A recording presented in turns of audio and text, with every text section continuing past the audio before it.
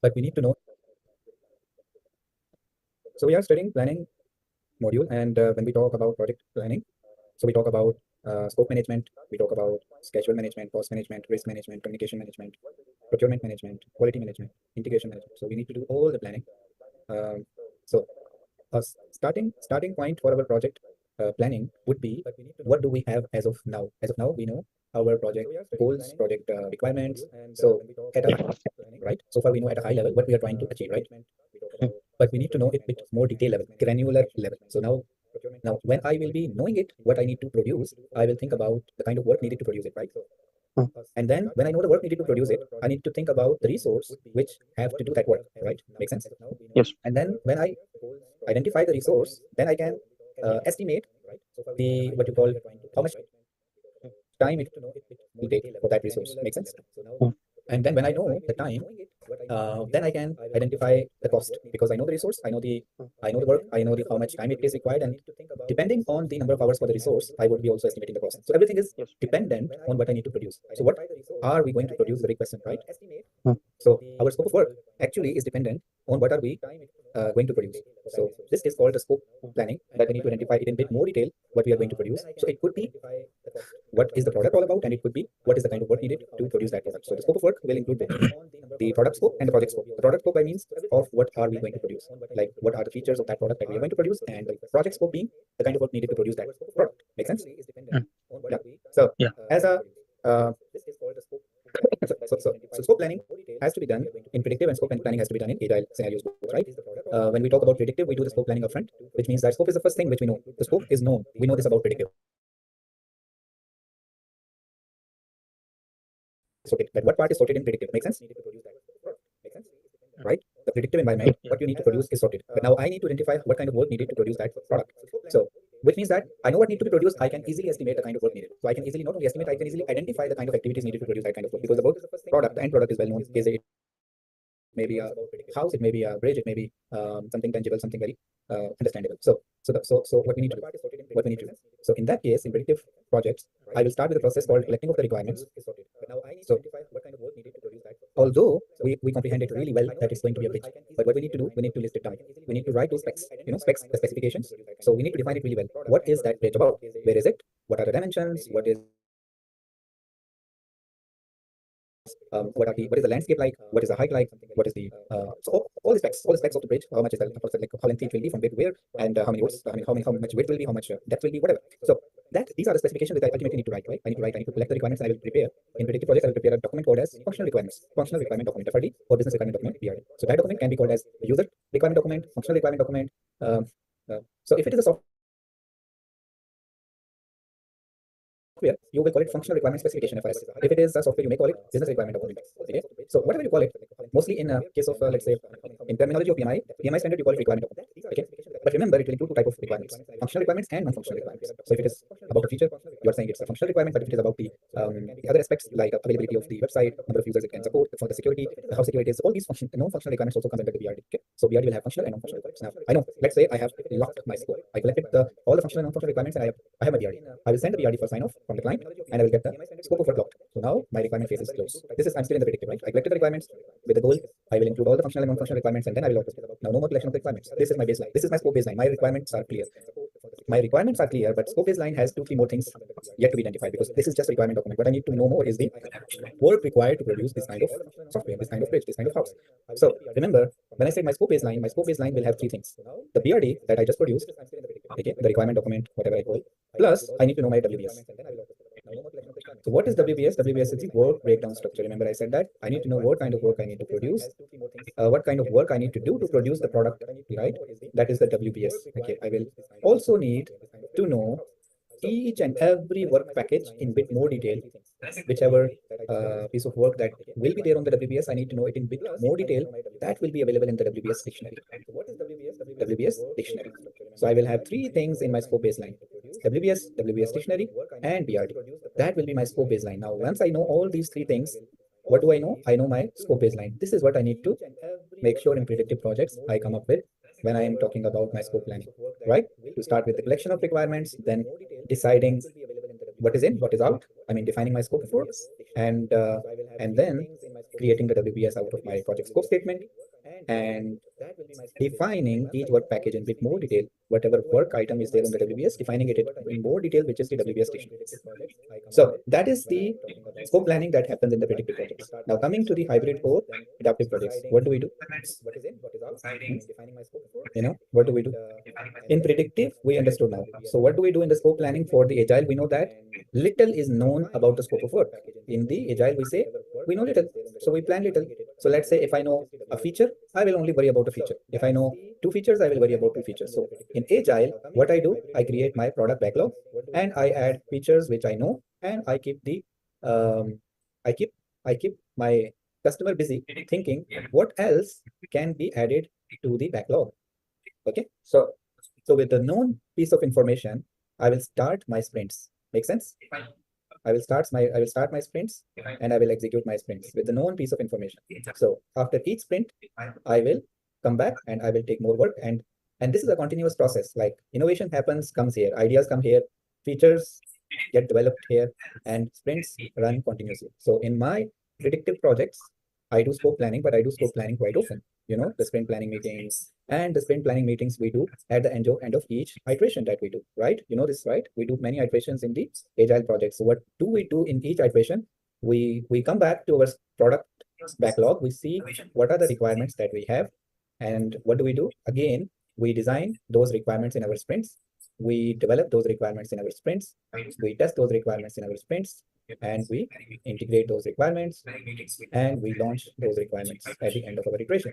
So we repeat this cycle multiple times until we are done. We keep doing this cycle multiple times until we are done. So we gather the requirements, we design, we develop, we test, we launch, we repeat. We do it repeatedly. So what do we have parallels? If we need to draw parallel, the BRD document that we have here, okay, if we need to draw a parallel, we can draw a parallel with the product backlog. Make sense? Product backlog, right? We have a product backlog, right? So here, this is the equivalent of the agile counterpart, right? All the requirements are available in the product backlog. The requirement document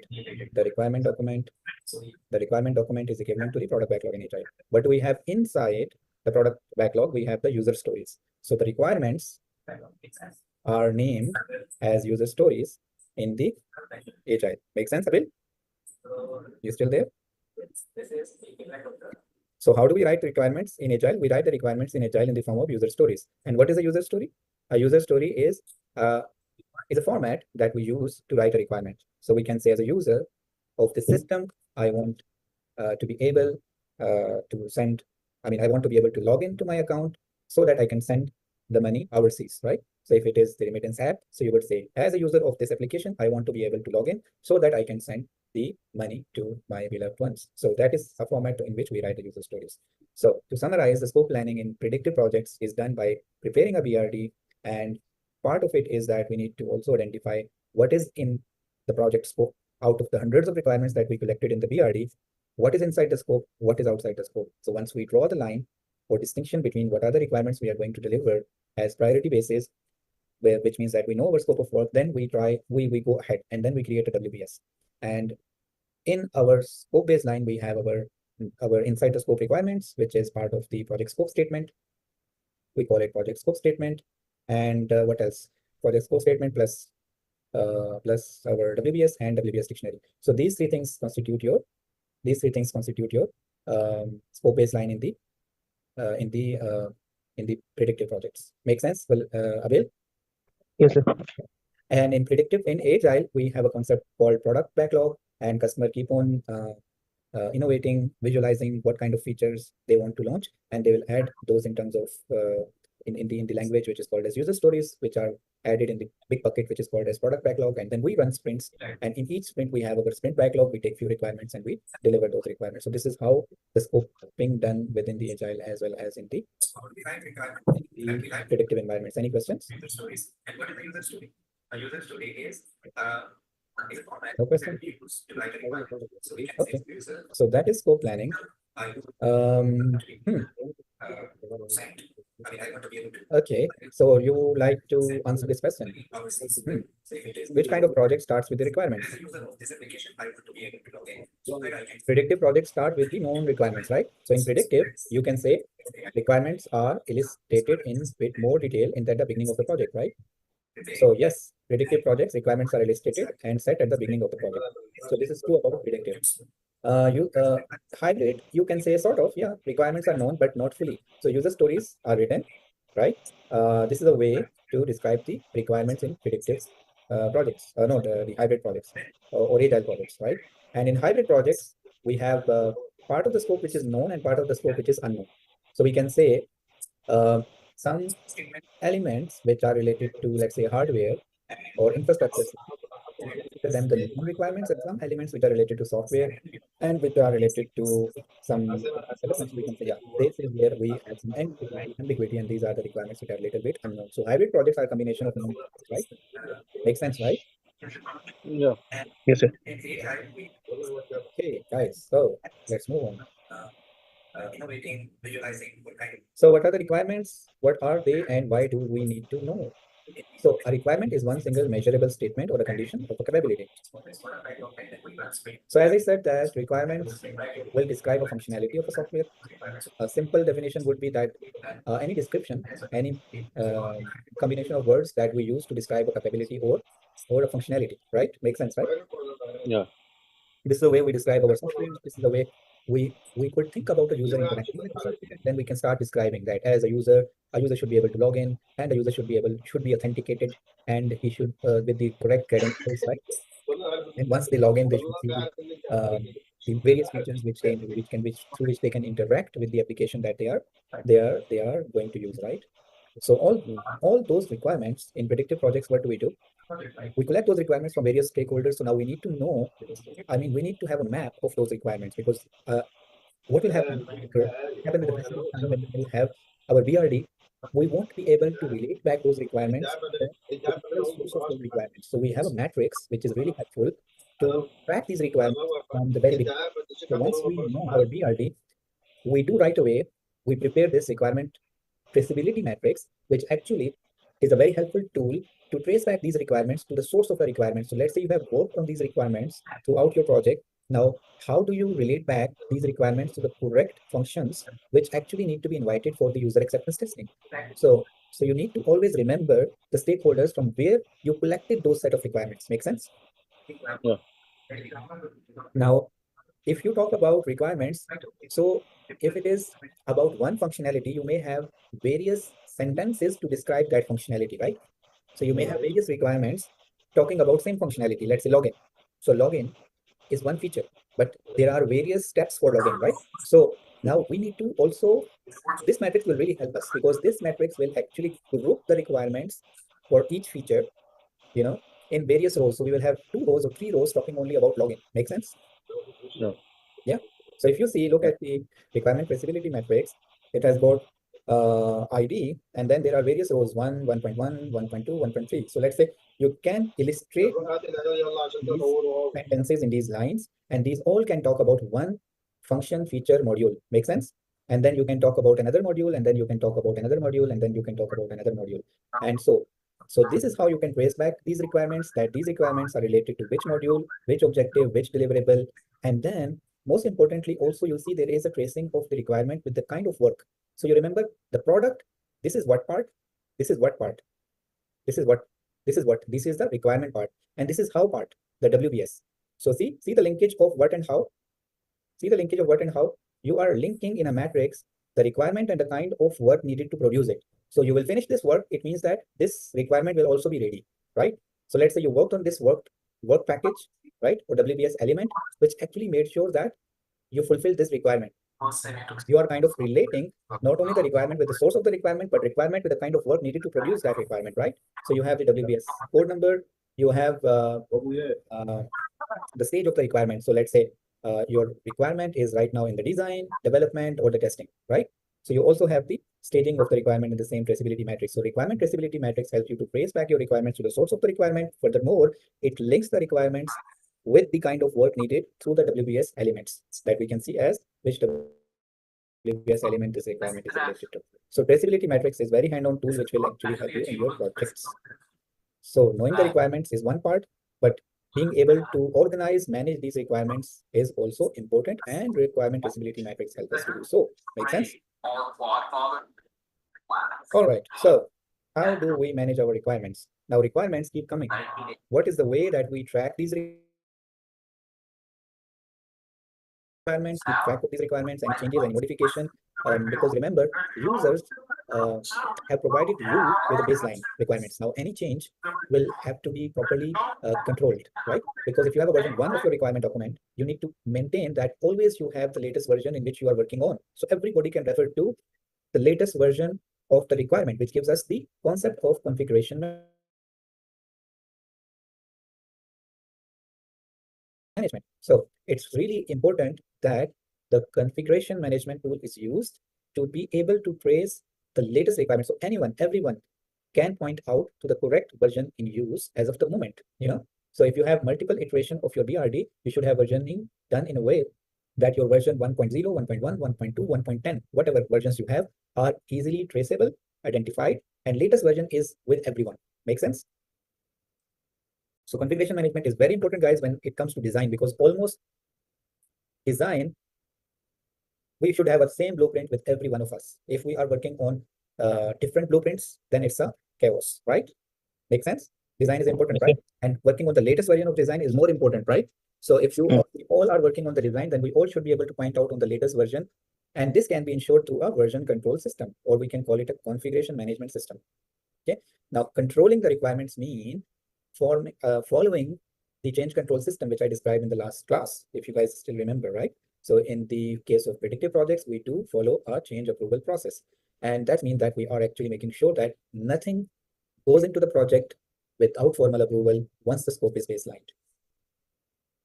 And I talked about the what part, I mean the requirements, which means that functional and non-functional requirements, and the functional requirements and non-functional requirements is about the product or the service that we are producing. So functional mean all the features, the product features, and non-functional mean all the stability, availability, functional security, and all these, how much load the system can take, and all these quality related requirements. Now, so there are further categorization of the requirements. Broadly speaking, we talked about functional, non-functional, which means it is about the product, right?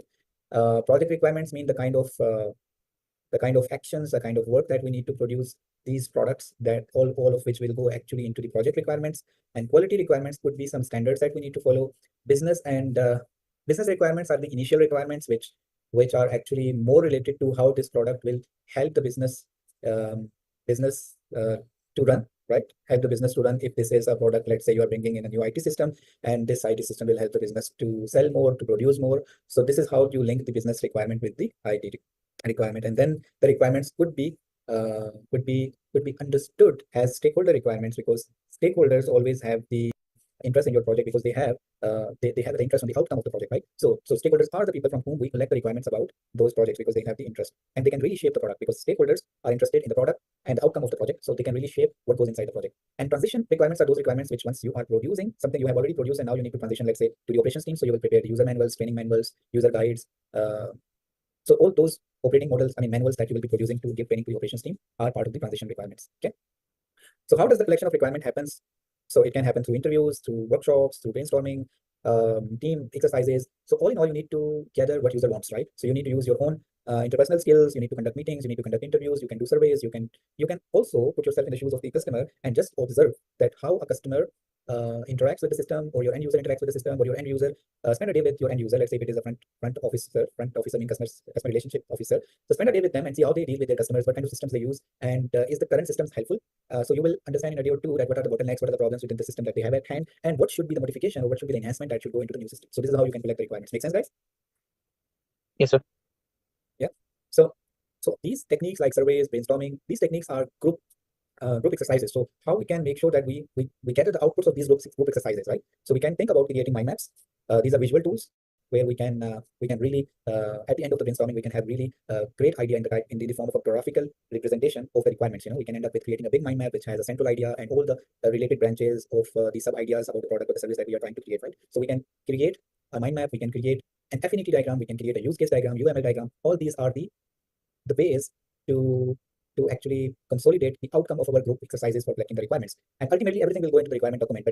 But since group exercises are done in a setting where the random ideas are thrown and discussed, so we keep on collecting those ideas on a piece of software that could be a mind map, or we can use sticky notes and we can just put ideas and paste them on the wall, whatever the way we do. But end of the day, we need to collect these requirements in the form of a document. Make sense? Yes, sir. So sometimes it really helps that we create a prototype. And the prototype is a way that you create an early model of certain product that you are going to introduce, and you give it to the user to play with that product.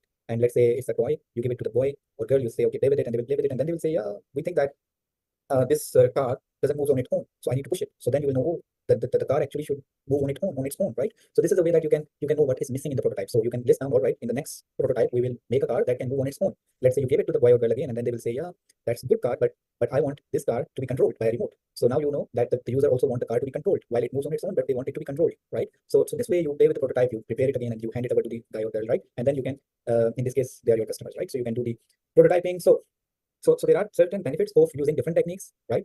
Interviews, questionnaires, observation, focus group, facilitated workshops. All of these are great tools to collect your requirements. The idea is that we may need to pick and choose whatever is applicable in our project, the kind of project that we are doing. All are really great tools. Interviews help. If you have prepared for those interviews, you can create some questions well in advance. You can make some open-end questions, closed-end questions. You can also give options from your own side for the users to choose. So based on their answers, you can come back and then you can work on your all the feedbacks that you collected and then prepare some documents that, yeah, based on the interviews, based on the surveys, based on the observations that I had during uh, my day with the front end representative, I have collected all these observations. And then focus groups are kind of the facilitated workshops, but you do it with the specialists. You invite some specialists from the field, subject matter experts, which have some idea. Let's say you are trying to solve some design constraint, some specific problem, or you're collecting requirements for specific to engine, or specific to the gear of the car that you're making. So you gather those people who have expertise in particular area. So focus group is for the selected group of people, and facilitated workshop is all kind of general brainstorming sessions that we can do. So all in all, what we are doing is collecting the requirements. And a quick way to collect the requirement is benchmark. Benchmark what your competitors are doing. You don't need to reinvent the wheel. You just say, all right, the products are there in the market. I will just try to copy those products, and I will try to add few features on top of it, right? Vanilla icing. Already something exists. Make sense, guys? Yes, sir. Benchmarking will help, right? We just benchmark that we should not be lagging behind our competition. Let's try to add on top of it. Like let's add something in our value proposition which is not there, which is our unique value proposition, which is our unique selling point. And whatever ABC features competitors are offering, we will still go ahead with those features. On top of it, we will add one or two new features. So now, hundreds of your requirements are collected, right? But do you believe, even in predictive projects, is it feasible to work on all those 100? No, right? We have limited time, limited budget, and it is not possible to work on all of the wish list. Make sense? Yes. Sir, makes sense. Yeah. So now let's say you collected like this. Let's say as part of your requirement gathering session, you collected this much requirements, but now you need to draw the inner circle that this is inside the scope and whatever outside is the outside the scope. So this is really important, right? My priority list 1, my P1 and my P2. Make sense? Right? Yes. How you would be singling out some requirements, yeah, I don't need you, and some requirements, yes, I need you. So what are those must-haves? What are those should have? What are those could have? And what are those which we can leave? Right? So Moscow analysis is a technique which we can use. It is called Moscow. Moscow means M for must have, S for should have, and C for could have, and W for won't have. So this technique is called Moscow analysis, which think about the requirements in a way that you can't live without. Let's say you talk about 100, you look at the 100 features that you collected and you say, okay, there are 10 features which we actually can't live without. Those are must-haves. Make sense? Group those 10 features as must. Let's say you went to a hotel room and then you say, I need a clean room, I need a AC in the room, I need a bed in the room, a sofa in the room, a study table in the room, a washroom, attached washroom. So these are the must-haves, right? You can't live without these, right? So what are the things that you should have? For example, you say, all right, I should have water, electricity. So some of these are still basics, but there are some things that you can, okay, you say, yeah, I should have, these are obvious things that I should have. Would have is a thing that is something you can live without, right? Something you can live without, right? Would have, okay, good to have. Those things are good to have, right? There are things when you say, What to warm? Abel, you want to say something? Say it again. Say it. I was saying that could have in the context of the Or could have or should have. Can you guys hear me? Because my You want me to explain again? Must have, should have, could have? Hello? no, I was Actually, I can't hear you properly. saying that the could have aspect in it. Yeah, you can hear me? Okay, so you want me to explain could have? No. I was trying to give an example of could have in the Okay, context of the case of hotel content room, that you what would be the yeah. could have? Yeah, could have could be like the water in the bathroom could be warm or it could be cold, but must have or should be the water, and then could have could be the temperature of the water or something. Yes. That's what I wanted to say. Yeah. Yes, you're right. So let's say you should have coffee and tea maker in your room, or you could have. This could be any. This could be, but you should have Wi-Fi. You should have water, or you should have cold and warm water, right? These are the should have. All right. So, but regardless cold or warm, but it's must to have water at least. Yeah, and won't have is that you really don't. I mean, you can live without it, okay, and you don't mind. You will not be angry at all. For now, you can ignore it, right? So it could be in terms of I don't know. Think about something where what you can live without. Maybe a recliner, right? You can live. You can have if you have a sofa, you are fine. You don't need a recliner, right? Yeah. So this is just an explanation of a technique called Moscow analysis, and it's a really important technique. You may see some questions in the exam out of this technique. Okay, it's called Moscow analysis. And okay, so what else we have? Kano model. Kano model is about so on the same pattern as must have, should have, could have. You have delighters, you have satisfiers, you have dissatisfiers, and you have indifferent. Like okay, won't this doesn't make any sense. Like you can compare it with the won't have, right? Indifferent. It's none of your concern. Like it doesn't bother you. Dissatisfier is something. Dissatisfied is something, if it is not there, you will be highly dissatisfied, right? If it is not there, you will be highly dissatisfied. And satisfied is something that if it is there, you will be highly satisfied. Yeah. And delighters are wow. Yeah. Wow. Like, oh, wow. You see, okay, when you enter the room, it's so white. You say, wow, I have never been to a room so big. Right? So delighters, exciters. So let's say, yeah, you are really, it's about feeling, it's about experience. Some of the things that you really want to surprise and amaze your customer with, right? All right. So what else we have? We have another technique called paired comparison analysis, and we have another technique called 100 points method. So 100 points method is you give 100 points. Now the idea is that you have, let's say, hundreds of the requirements, okay, and you want to you want to reduce it to, let's say, 50. Now how you can reduce it to the 50? You need to drop few, right? Now based on what? Based on the some criteria. So let's say I give you 100 points, each one of you, and I say you have 100 points. So you need to distribute these 100 points to all of these requirements. Okay, so let's say, so what you will do, you will start signing 100 like points out of your 100 points, right? So you will say 5 on requirement A, 10 on requirement B, 20 on requirement C, 30 on requirement D, and then you see, oh, I am done. I have used my all 100 points. So you say, okay, for me, the top 10 requirements are these. Remaining, we can live without, right? So if I give 100 points to each person in the group, and then we can see how does they distribute these 100 points to these set of requirements. So from this exercise, we will end up with knowing what people think about the top priority requirements, right? And then we can come up with the analysis. Yeah, all the people who are giving more weightages to more of. Any question? Yeah. Say it. Say it. Can you say it again? Abel, I can't hear you. No, sir, I didn't ask any question. Valerie?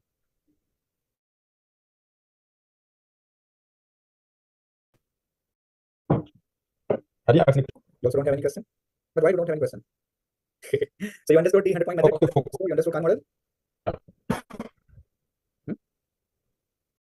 Yes, we understood Yeah. Moscow and Kano model.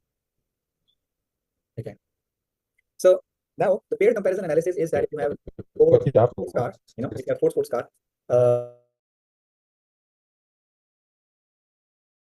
you compare one with the other, and then you decide between these two. Let's say you decided one.